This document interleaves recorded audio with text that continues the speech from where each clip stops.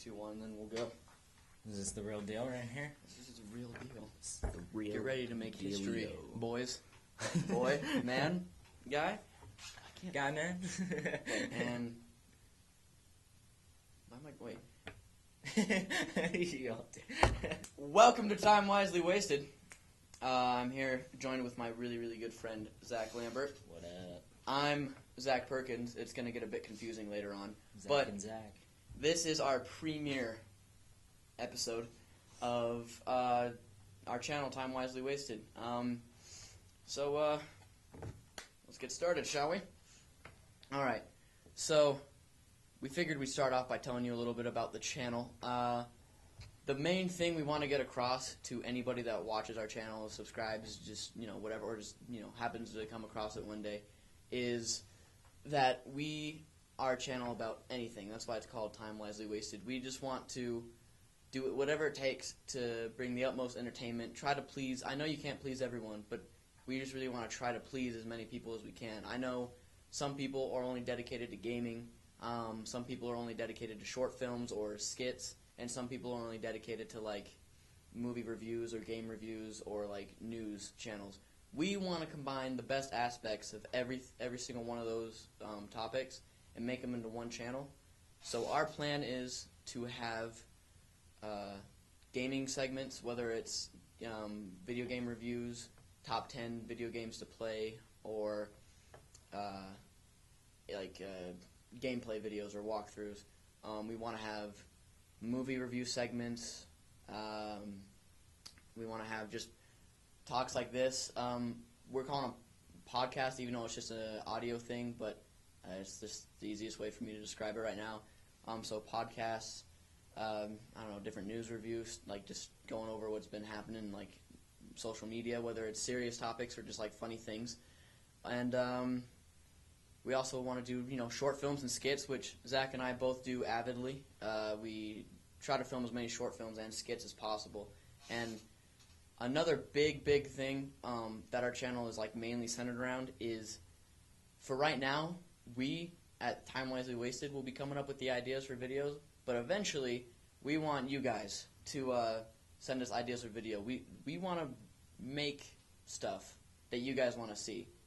That'll entertain you the most. Because we might be able to come up with some funny ideas, but I know, and I'm sure other Zac here knows, Other Zac, that we can't, just based off of our ideas, we can't possibly entertain a lot of people, because what might be funny to us might not be funny to a lot of other people. I mean, we're from a small town, so we don't got a lot to choose from for funny topics, because there's not much that goes on here. Yeah. So, you got a point.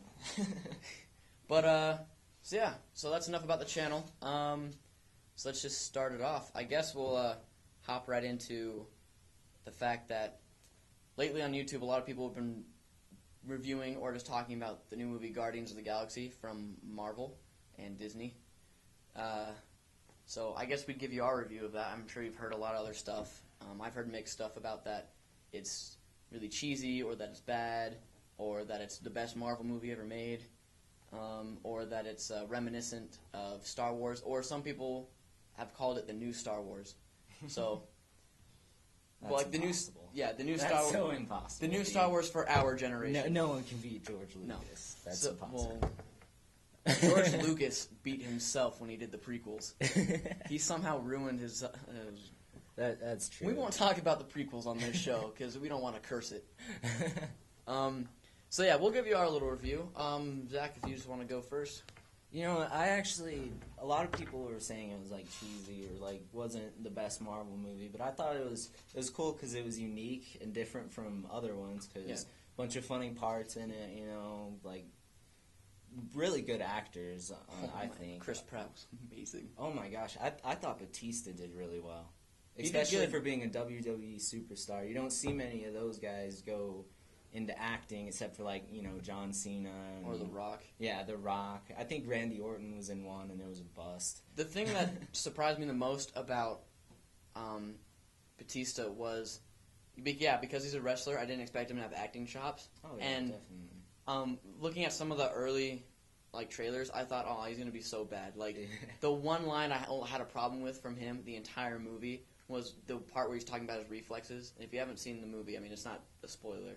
They're just like trying to get a metaphor across to him, and basically what they're saying is like, you know, it went over your head, and so he says nothing would go over my head, I would catch it. But the way he says it is just like so phoned in, like he probably messed up the line like 90 times and like screwed up the take. So he had to remember it. Yeah, he was literally like, it was just a cold stare. Nothing would go over my head. I would catch it. Like it was pretty bad. Yeah, but besides that, I think he did it really well. Like, good job. Especially, I'm pretty sure that was his first like movie. I don't think I've ever seen him in anything else. Yeah, never seen him in anything else. And for a first movie, that was actually, you know, really, really good. Another standout performance, like we said, was Chris Pratt. Aside from a few cameo roles that I know of, and I think maybe a supporting actor, I don't even know if it was as big as that. This was his, pretty much for the silver screen, for the big screen, this was his breakout role. Like his official first movie, which he did amazing for his first movie. Oh yeah. I didn't think he would do as well as he did, but he really kind of like brings the character to life. Yeah. Is what I was thinking. Because if you haven't seen the movie, after the kind of like prequel to everything, like when they show what happens to Peter Quill as a kid, when the first 10 minutes when Chris Pratt's on screen will literally tell you everything you need to know about his character. It is amazing. It goes from, I don't want to give too much away, but it goes from super serious, like you think, oh, he's just going to be like a serious guy, like he's just going to be the my way or the highway kind of dude. It goes from serious to he puts his headphones on and he just goes insane. He starts kicking rats around, like it's hilarious. The dance battle was the best part. Oh my gosh, the dance battle. We won't talk about that because that is a pretty... That's a big spoiler. Yeah, that was like one of the funniest parts. Oh my god. So dance off, you and me. Let's go, bro. Listen to these lyrics. Okay, we gotta stop. Okay. So, but I mean, other than the characters, like, you know, Zoe Saldana did good, but I was expecting her to do good just because she's already been in a lot of other movies, and she's already established herself as a pretty good actress. So, I was just kind of expecting her. Bradley Cooper, the voice of Rocket Raccoon, or just Rocket, because he hates being called Rocket Raccoon, he did an amazing job. I was expecting him to do the, you know, Hangover, just Bradley Cooper, cool guy voice, just, you know, all suave and whatever. But he did good. Like, he didn't have the thick, like, British accent that, and if anybody from the good old UK is watching, you can probably identify the cartoon version of him real easily, the accent from whatever country in Great Britain or something. I can't. So, he didn't have the super thick British accent, like in the cartoon, but I thought his take on it, his spin, was really good. It was kind of like, I want to say like early American, like Boston. Like, I don't know. It was very good. It took me by surprise. Like, I seriously, parts of the movie I forgot it was him because I didn't expect him to do that good of a voice, but he did great. Yeah, same here. I didn't realize he was the raccoon until the ending credits, because he like puts on this different voice, like kind of amped up, ill-tempered pet. Yeah, some raccoon. He's really hot-tempered whenever you call him like raccoon or rodent, pet, rodent, anything like that. And so, I forgot something at lunch. It's supposed to be a 30-minute podcast. I guess 30 minutes. It might be a little bit over. Well, I mean, it's early right now. Eventually, we'll get to 5 hours. Yeah, that's right. You'll have to commit to 5 hours. Get ready. Strap yourselves in, boys and girls. Done. Escape. There's no escape on our videos. You can't leave. Your computer freezes up except for just the playback. But yeah, Rocket was got to be, besides Chris Pratt's Star-Lord, got to be one of my favorite characters in that whole movie. Not to mention Vin Diesel's Groot. I mean, all he said was one line the whole "I time. am Groot," but which is iconic. I heard rumors that they were gonna have him say more than that, like actual full sentences. But I'm glad they didn't, because that's all he says in the comic books. That's all he's ever said. I'm glad, like, you know, And I'm glad they didn't do that just for the reason of, so far, every comic book movie that has ever come out, the super iconic stuff that is going to be weird to the general audience, the people that don't read the comic books, they usually take it out because they just want to make the movie appealing to everybody. I'm so glad that they didn't take that out, because for someone that actually reads the comic books, I was really hoping that they wouldn't ruin that part for me, because it's a big part of the show, because he just says "I am Groot" to everything. It doesn't matter what it is. So I'm so glad they didn't take that out. But he did a great job. I heard that he recorded it in, I want to say 6,000, but I'm probably wrong. For every possible language for every different country. So, I mean, I've heard 6,000, but I'm probably wrong on that. You can fact check me, put it in the comments. I don't know. Okay, so coming from someone, I've never read the comics. I know I'm a terrible person, but was the movie actually based off of the comics? Was most of the parts in the movie from the comic book, or did they kind of switch it up a little bit? It was mixed. They switched it up. They went off the 2008 reboot, because the original comics, which I think came out around the 70s and 80s, was a completely different gang. It was this guy called Nova, and it had Rocket, and it had Yondu, and I can't remember the fourth person. I remember Yondu's the guy with the purple mohawk, and he is an archer. For the people that saw the movies and haven't read the original comic, he was an archer. He shot arrows and stuff, and that thing where he controls it with a whistle, that's true. But I don't know why they left out the bow in this movie. I did really like the standalone arrow and that little cool energy tail he had where he was whistling. That was awesome. I wish they would have done more of that. But I don't know. I kind of was missing the bow, because it was a really awesome super long bow, and it's all golden and has really cool designs on it, and it's just it's another thing that's it's a part of his character, how Groot says "I am Groot." It's another big integral part of his character. But maybe, I don't know, somewhere along the comics he just ditches that. I haven't read the whole original series. I only mostly read the origin story and a couple of the key parts of the comics from both series, but I haven't. I mean, maybe somewhere along the line he ditches the bow and just goes with the arrow. I don't know. You can find out about that. But yeah. So, like I said, aside from the characters, the movie overall, for me, I want to say best Marvel movie. I really do. When I walked out of the theater, I felt that. But after seeing it a second time and kind of reviewing, I still have to say the best Marvel movie, and people are probably going to... A lot of people are going to disagree. A lot of people are going to agree. A lot of people are going to be neutral. And it's not the Avengers, if that's what you're thinking. That is not the best. I don't consider that in the top 3 or 4. The best for me was Iron Man. Just because every single superhero movie you've seen since then, or before Iron Man, was... it was Superman, Batman, Spider-Man, the occasional Hulk movie. And that was pretty much it. Iron Man was a really cool, fresh take on the whole franchise, where it wasn't a guy that was all about, or at least at the start, honor and redeeming himself, and it wasn't a guy that from Batman or Superman was afraid to kill people. I know it's kind of messed up, but that's the thing about Tony Stark, was he's an alcoholic. I mean, and a drug addict. And Marvel kind of had elements of that in the movie, but.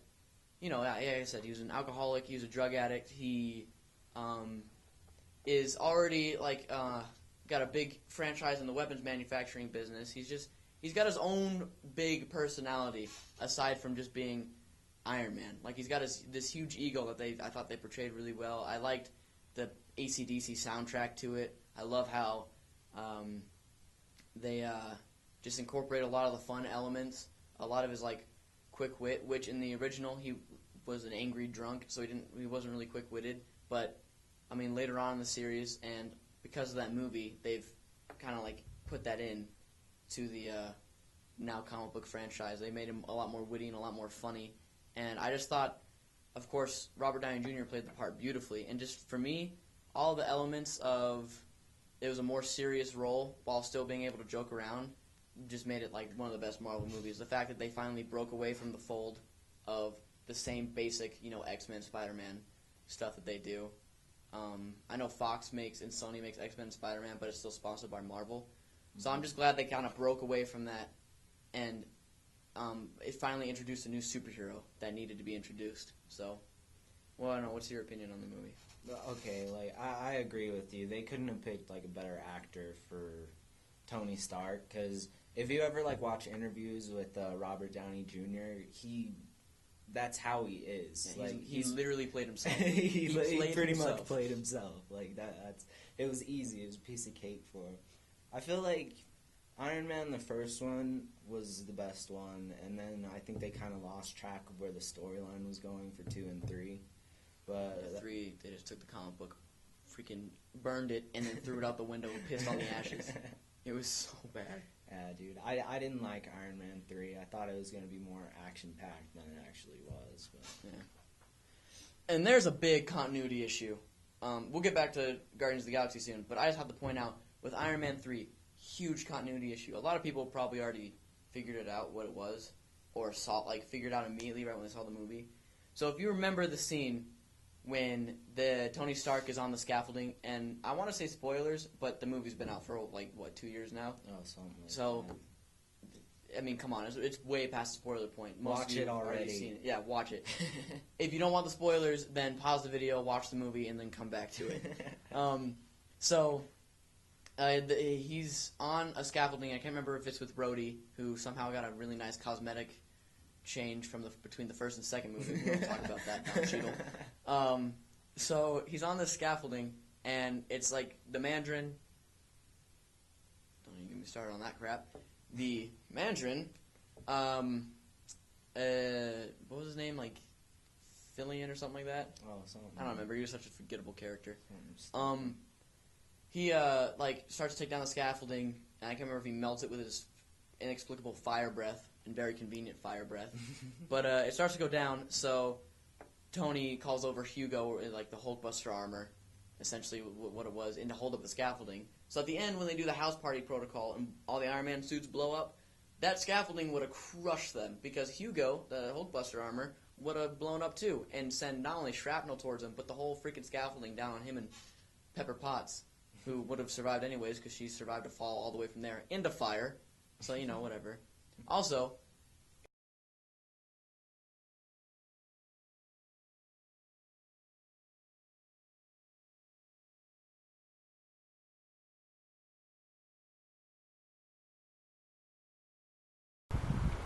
Sup, Ginger?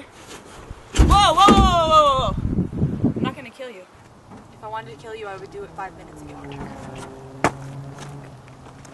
Fine. You don't believe me?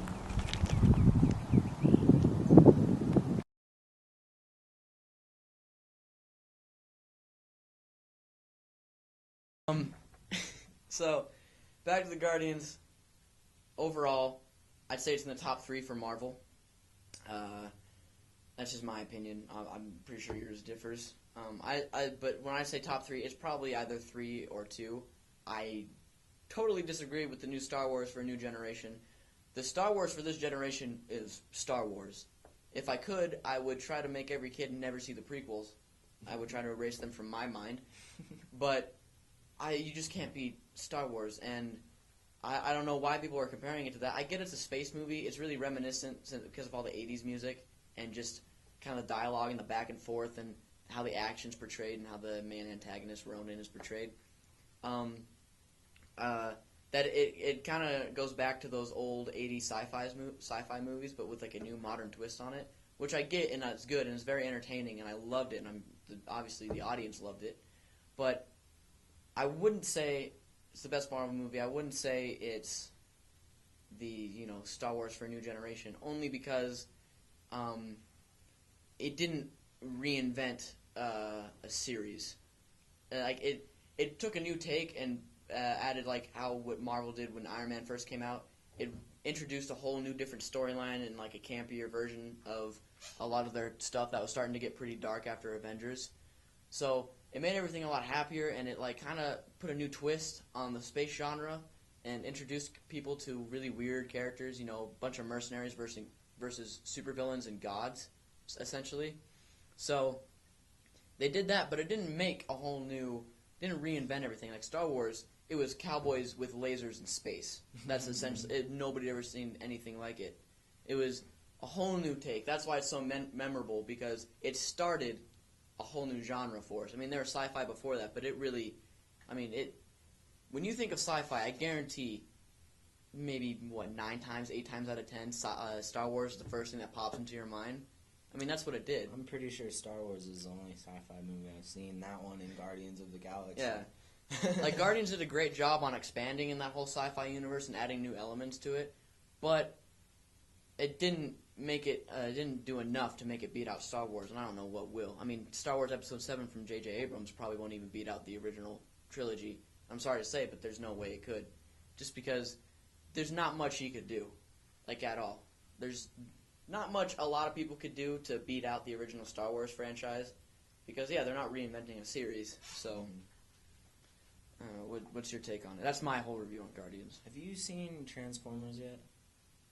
No, which one? The newest one with Mark Wahlberg. Yeah, Marky Mark and the Funky Bunch. Did you like it? I like the movie just because it's explosions in slow motion. Mm-hmm. But, like, a lot of people now, because they're just hating on Michael Bay, because, you know, he is kind of going downhill fast. Mm-hmm. My whole thing with Michael Bay is that he found a formula that was really, really popular that people liked, and then just kind of beat it to the ground, like the Family Guy formula, where they take a joke and they just run it into the ground until nobody literally laughs anymore. And that's what he's doing with this, like with this slow motions and beautiful women and explosion thing going on, like high octane action, which I get, it's fun, but you can't just have a movie and like with all those elements in there and expect people to love it. You got to have something called story, or what else? Story, maybe movie progression, no continuity issues. But my thing with the fourth one, and the reason it's, in my opinion, the best one in that franchise, is because he took the major complaints from all the rest of the series, like Shia LaBeouf, Megan Fox, that girl from the third movie. Other girl. No one knows her name. He basically took the biggest complaints about all the annoying characters, and then the complaints about I felt like he added a lot more story into this one. Like, I felt like it was more story and less action, but it was balanced really, really well. Obviously I'm gonna have people agreeing with me. I'm probably gonna have people hating on me, which whatever. Like, I'm a ginger. I'm used to that. We need haters. So. Can't see the haters. That's like fine. So he included a lot more story elements, but he took the main, and there's obviously continuity issues, but he took the main problems and then just got rid of them. With the example of Shia LaBeouf, he replaced him with freaking Mark Wahlberg, who is a great actor, and he fixed a lot of the problems people had, and a lot of the suggestions people had, like bringing in the Dinobots and stuff like that. And bringing in, of course I'm blanking on the name right now. Why would I? Gosh dang it. I always want to say Galactus, but that's not Galactus. That's Marvel, the World Eater. You get the point. The person Megatron turns into. He took all those elements and like the suggestions that people wanted that wanted to be included in the movie and people wanted out. And he did that. He finally listened to the fans, and he did that. That's why, in my opinion, it's my favorite one, because it looked like Michael Bay was actually trying for once, instead of just saying, no, let's make the movie I want to make it, and you'll watch it because I'm Michael freaking Bay. So, but that's why it's my favorite, because he actually listened to the fans for once and gave a crap about a really beloved series of, part of my childhood. I watched the original. I know the original was before my time, but it was always on reruns. And I watch it all the time. I don't know about you, but honestly, I think Mark Wahlberg's worst performance was Transformers. But that's because, like, anytime he'd be talking to Autobots or anything, I didn't feel like he was selling it right. Like, it didn't feel like there was actually robots in front of him. Like, look at all the other movies. Which I think Shia LaBeouf, like, actually did really good with all the robots, because he was freaking out. Yeah, he was yelling all the time. Everyone would be freaking out, though, in that point. Well, there's a huge ass robot. But you gotta think about it now. When did that movie? When was it supposed to take place? Like 5 years after the events of the third movie, when it was like the Remember Chicago. Mm-hmm. The thing, people are used to the Transformers now, the aliens. I mean, they have a whole government agency working with them. They're on the news all the time. Like people are like, yeah, that's true. Like throughout the whole movie, they question everything to be a Transformer. Even civilians question everything to be a Transformer now. Mm-hmm. So, I mean, I get what you're saying where he didn't sell it that there's a robot in front of him, but I don't think he had to just because they've already been there for a number of years, at least a minimum of like 7. So they've already been there for a long time for the public to see. So I think they're just used to it. Like at first when he's like, I think we found a Transformer, he freaked out, but like it wasn't like Shia LaBeouf where he yelled for 9 hours. Oh my gosh, my ears are still bleeding from the first 3 movies. But yeah, I get what you're saying. Yeah, I don't know. He couldn't sell it to me. That was my biggest problem with the movie. And I like how the story is kind of progressing now. Like they finally got into what do they call the dinosaurs? They're called Dinobots. Yeah, like the Dinobots. They're bringing those guys in. That was awesome. I don't care what anybody says. Yeah, definitely. Like, it was too close to the end of the movie. Well, okay. If they would have introduced the Dinobots in the very beginning, if they would have blown their load in the very beginning of the movie, then guess what would have happened? Anything else that would have happened would have been super dumb. Like, it was already pretty dumb anyways. But it would have been so unexciting and entertaining if you would have been Dinobots first 5 minutes of the movie, perfect. And then anything else that would have happened, you would have been like, oh, it's not the Dinobots. I mean, there's nothing to top that. That's why they had it at the end. Yeah, they're trying to build up your excitement for it. So finally, when they show up, like think about every movie you've seen where where they show the big amazing thing in the very beginning, and then the rest of the movie is just unentertaining or unexciting. Mm-hmm. Like that's what I mean. Imagine how different Jaws would have been. Jars would have been if they actually showed the megalodon shark in the very beginning of the movie. I mean, I know you see attacks, but if you would have seen the sheer size of it, then anytime he takes out a boat or like civilians or anything or people in the water, you'd have been like, well, yeah, of course, he's freaking huge. You weren't expecting him to be giant, his head to be the size of a small boat. Yeah. So, that's. You could go on all day about Transformers, and to avoid doing that, let's move on to a different topic. Just to kind of brush over it again, the same thing with the whole Guardians of the Galaxy thing. As many of you know, Robin Williams passed. What was it? It would have been Monday or Tuesday. Or was it? I heard about it Monday, but I think it was Sunday when he actually.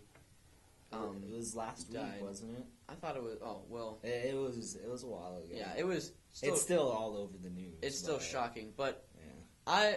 We just want to cover it real quick, because we might look young, but we're still seniors in high school. He was still a big part of our lives, especially childhood. I mean, Aladdin's still, in my opinion, the best Disney movie. I'm not just saying that because Robin Williams is gone, but it is, in my opinion, the best Disney movie. That's while my sisters were watching The Little Mermaid and Cinderella and all their favorite ones, I was hooked on Aladdin. I'd watch that movie over and over and over and over again. I've watched almost all of Robin Williams' movies. Yeah. Like Hooked. Okay, now that wasn't one of the best ones. It was so good, though. It was not one of his best roles, but it was so good. There was Hooked, Jumanji. Oh my gosh. Miss Doubtfire was one of the funniest. Miss Doubtfire is still, to this day, in the top 3 of my favorite movies. It's probably number 1, which is a coincidence because it trades off with that and Dead Poet Society, another movie Robin Williams was in, but it wasn't for a comedic role. Even though he was pretty funny, it was mostly for seriousness. Mm-hmm. And the best part about Dead Poet Society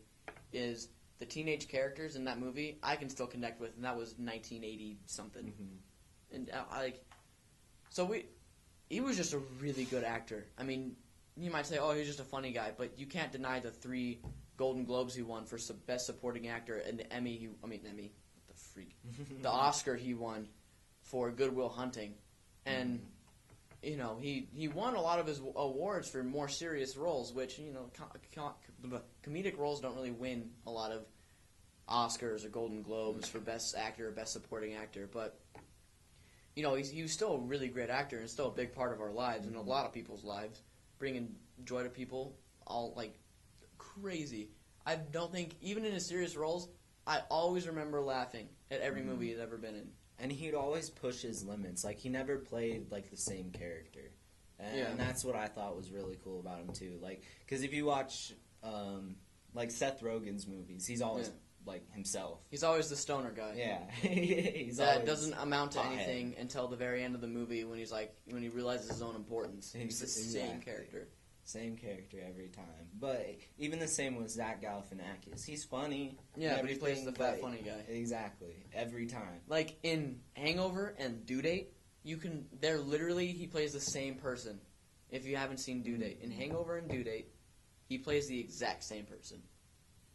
It's the stupid fat funny guy that nobody likes until the very end when he suddenly becomes important because you hurt his feelings and he's sad.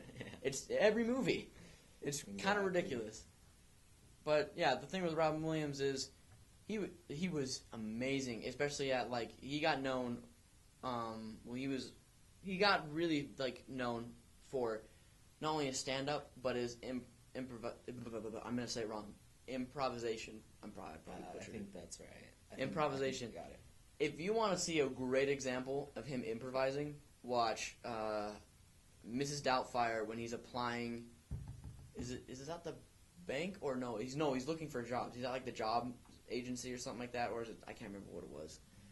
But he's just doing a bunch of impressions and impersonations in front of this old lady, and it's just when he does the impersonation of a hot dog. Yeah, I got a great impersonation of a hot dog. It's so good.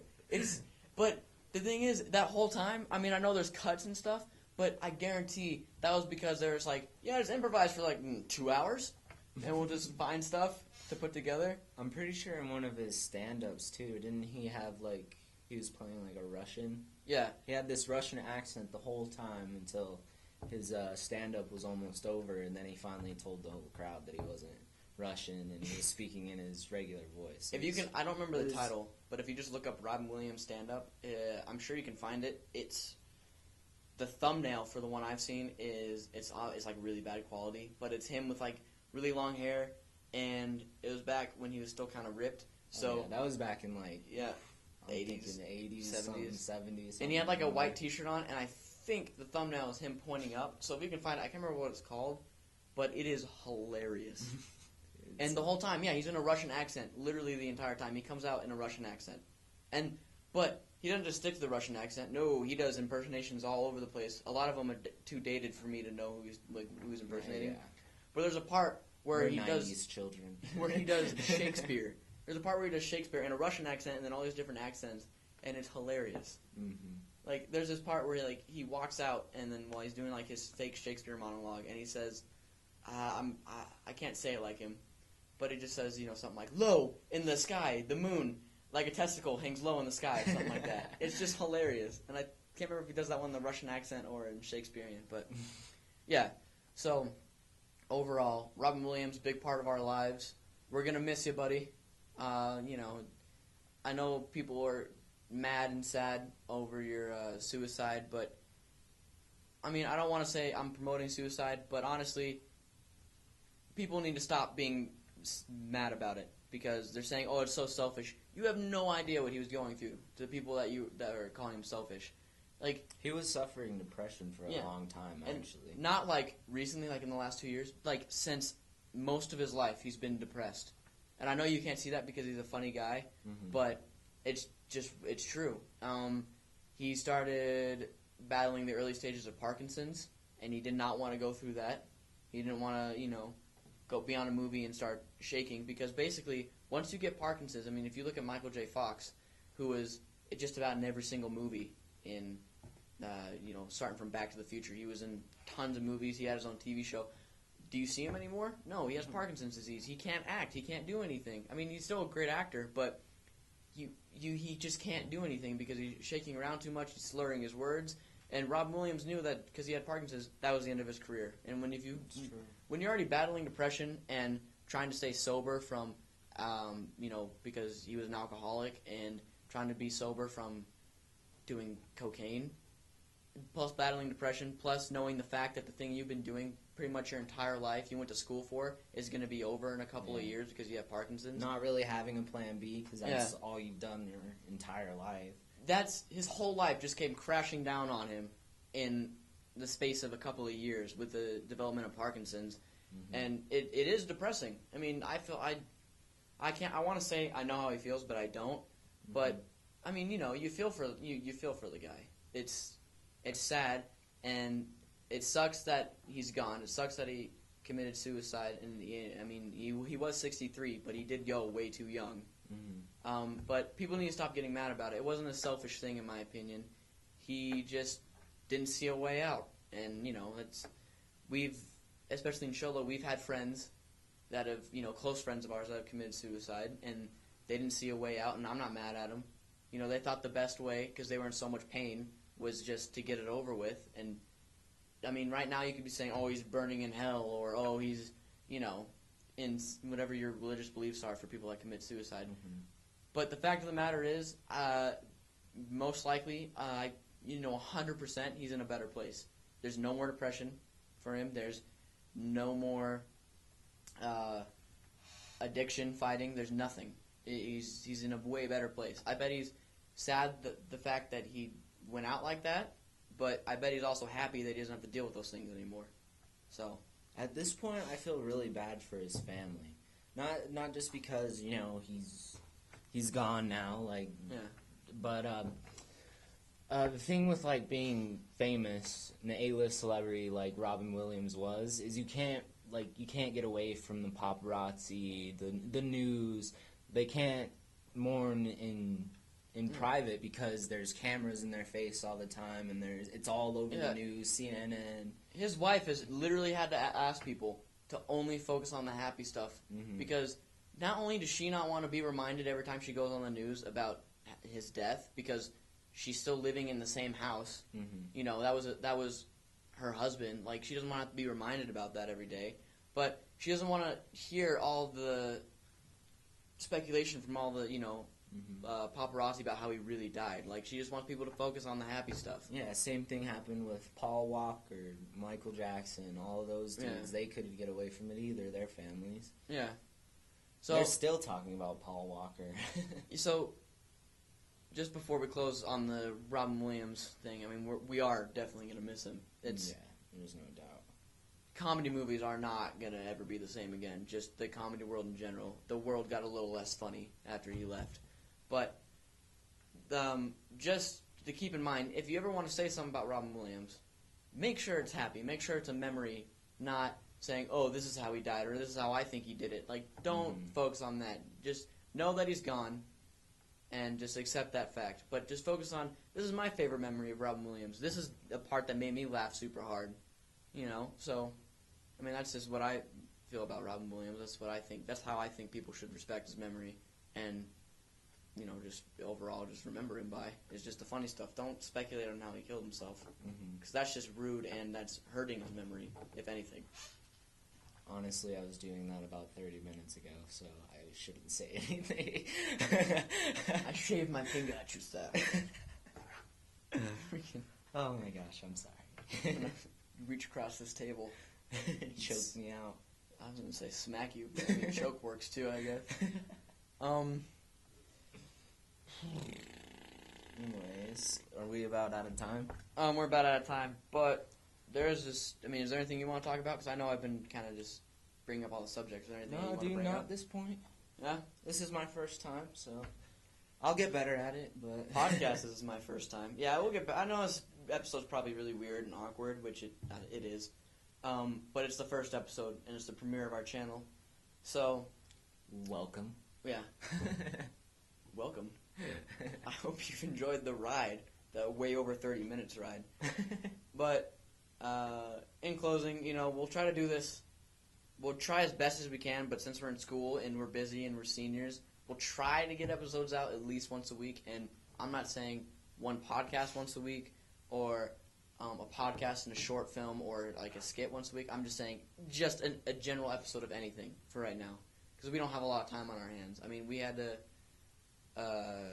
wait, 2 weeks to actually film this thing? Yeah. We wanted to film it last week, but just again we were too busy. We can't do much. Cause I'm not busy ever. I'm unemployed. I'm the one that's sports. always too busy. This guy's always busy. I'm here all day, every day. So we'll try to get videos out, a general video out once a week. We'll try our best to. I would just keep you guys updated on the channel. Like if you want to follow either of us on Twitter. Mm-hmm. Do you want to say your Twitter handle? Oh, I don't even know my Twitter handle. It'll just be in the links below. That'll be good. So if you want to keep up, we'll try to update you guys as best you can. I think mine's at ZRed21 or ZPerk21, one of those two.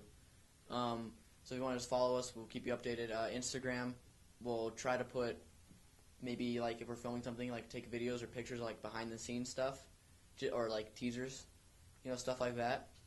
And the main focus again we want on the channel is we want you guys to come up with the ideas eventually. So be sure to leave comments, message us whenever you want, either whether it's on Twitter or YouTube or anything. Yeah. And we'll try our best to at least see most of the comments or whatever ideas you send us.